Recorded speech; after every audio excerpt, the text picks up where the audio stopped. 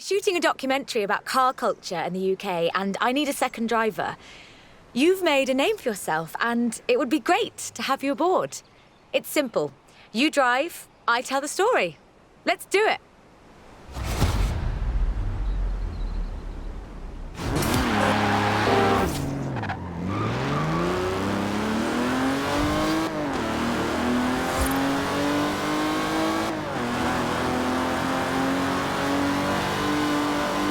From Aston Martin to McLaren and Bentley, Great Britain is home to over a century of automotive excellence. I'm Rebecca Dawson. Welcome to British Racing Green, a documentary celebrating that history. The Aston Martin DB5 Vantage was the quintessential Grand Tourer of the 1960s, combining British engineering and Italian design.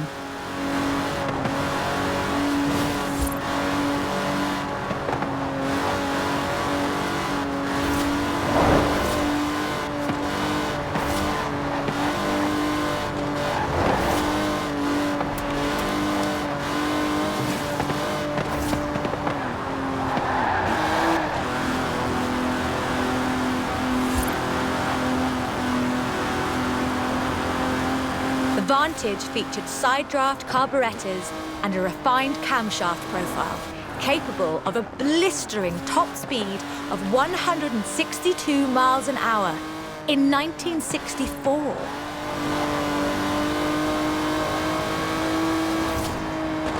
The clean lines of Superleggera's bodywork, reclining seats and wool carpets created a car that was luxurious as well as fast.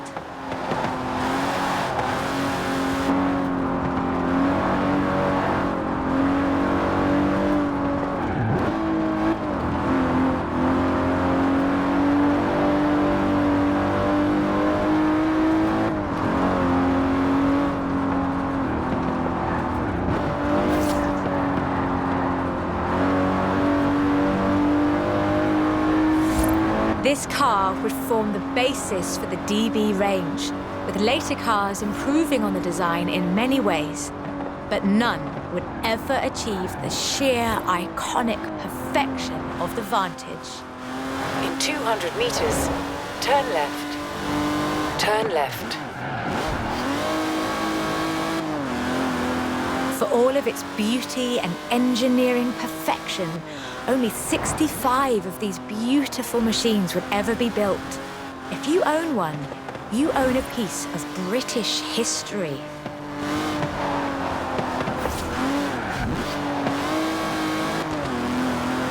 In 200 meters, you will arrive at your destination.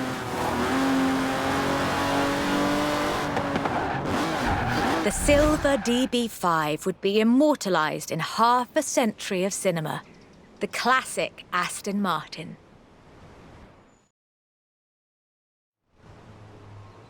But in 2016, a new DB was unveiled, heralding the dawn of Aston Martin's second century.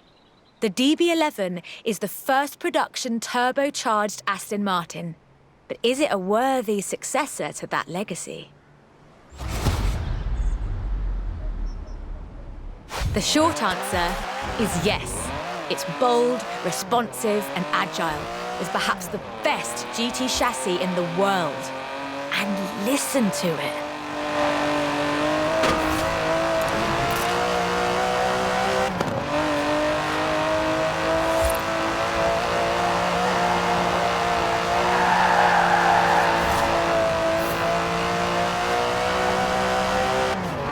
Able to hit 60 miles an hour in 3.5 seconds, the DB11's 5.2-litre twin-turbo V12 boasts a top speed of over 200 miles an hour.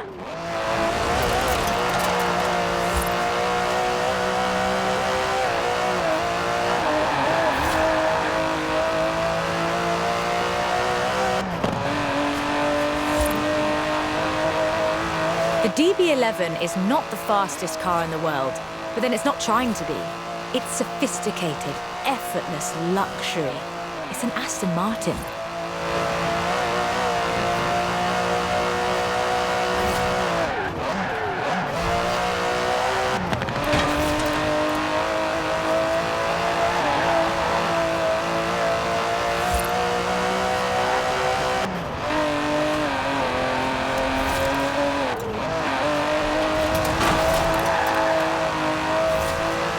DB11's front strakes channel air to create a virtual spoiler, providing downforce without compromising the car's clean lines. Brilliant.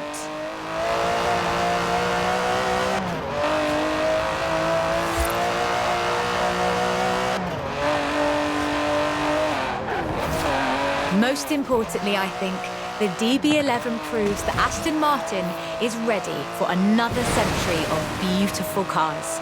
And I can't wait.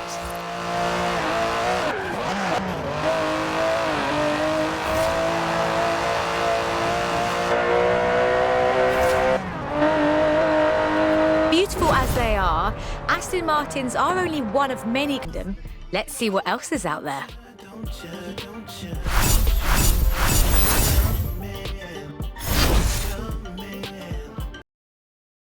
Time for a change of pace, though. At least at first. The next segment is about Land Rover, and we'll be starting out with the Type 3.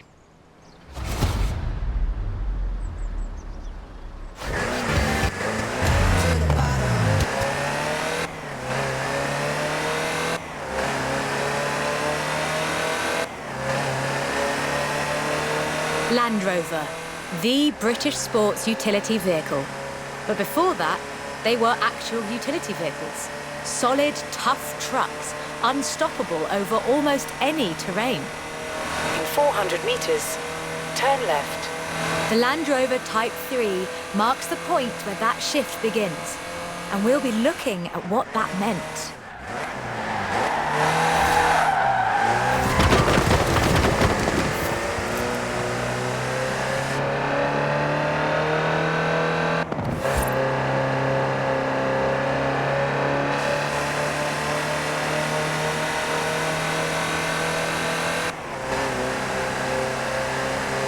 Land Rovers have taken on almost every task imaginable. They've been generators, tractors and ambulances. They've brought peace and carried medicines to disaster zones. They've even been buses. Over 500,000 Series 3s were built, and over 70% of those are still on the road today. They were extensively exported and built under license abroad. Belgium, South Africa, even Australia and New Zealand. With a robust chassis and signature Land Rover engineering, the Type 3 also marked the first time that buyers could choose interior options, like seat box protectors and cubby boxes.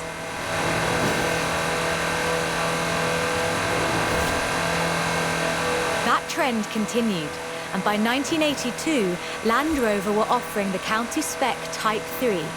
Leisure drivers could choose from such luxuries as all-cloth seats, soundproofing and tinted glass. The trend was increasingly clear, and the future of the Land Rover was starting to take shape.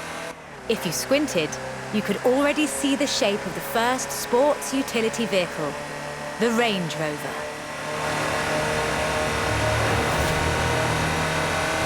While the stock Type 3 would never be particularly fast uphill, there is almost no hill that it couldn't climb, or down for that matter, if you put a proper winch on it.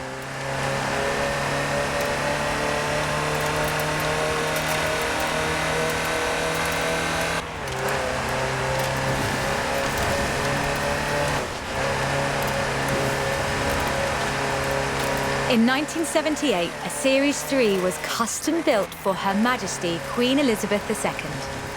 It only had 1,892 miles on the clock when it was auctioned into private hands. And it was in perfect condition. It would be. After all, she trained as a mechanic in the 1940s and will likely remain the only royal able to strip and rebuild an engine. Turn left.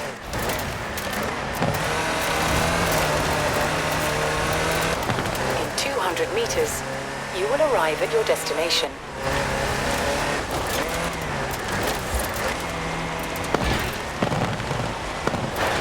Along with the Range Rover, others would follow.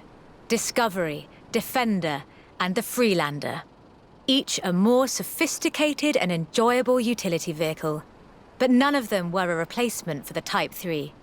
They were a different kind of car.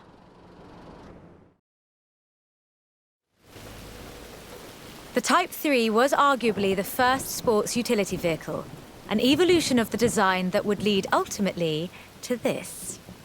The Bowler Nemesis, an off-road racing vehicle that turned into a production SUV, the Nemesis EXR. It sports a turbocharged 5-litre Land Rover Jaguar engine, crammed into a carbon fibre chassis with integral roll cage. It even has the grille, headlights and rear lights from a Range Rover.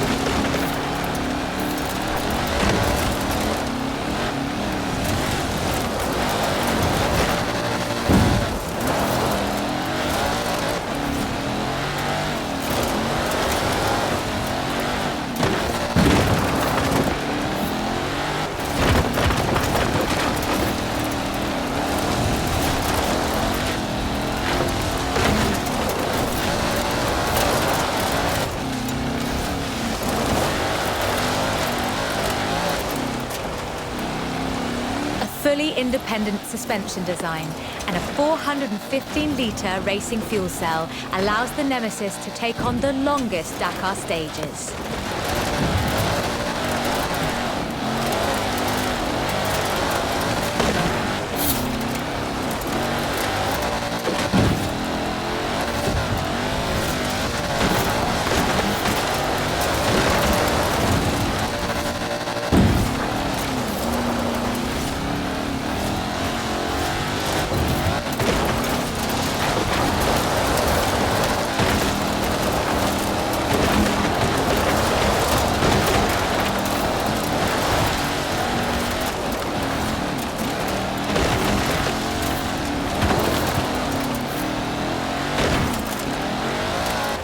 This is an all-terrain supercar.